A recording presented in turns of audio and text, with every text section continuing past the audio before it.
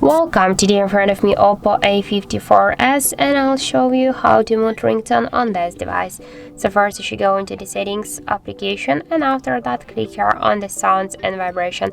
Here you'll see the ringtone volume panel. Now just to mute your device ringtone, you should swipe this dot to the left side with your finger.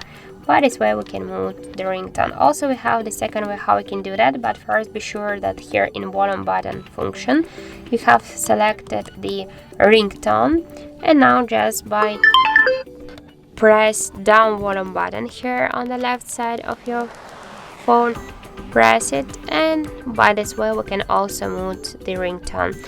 And also we can do it by the third way, just press up or down volume button, that doesn't matter, and just slide down this volume panel with your finger.